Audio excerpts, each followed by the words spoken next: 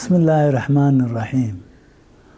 dhalinyaro waa idinkaga mahad celinayaa hawshan qaran aad maanta halka iigu timaadeen oo ah taysradii ama aqoonsigii qaran ee dalkani yeelan lahaa. waa arrin muhiima oo dalkeenu u baahan yahay oo ah national ID card waa midkii aan howlo badan ku fulin lahayn.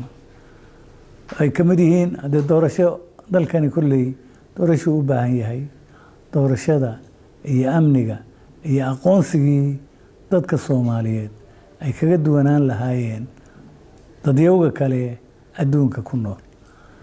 waxaan filayaa maanta khudbadda igama baahdinid, waxa weeye waynu u baahannahay inaynu helo aqoonsiga wadaniga ah inaynu helo. waa u baahannahay. waad ku mahadsantihiin. shirka maanta aad ku jirtaana halkan ayaan kaga dhawaaqayaa inuu inoo xidhan yahay. aad iyo aad baad u mahadsantihiin.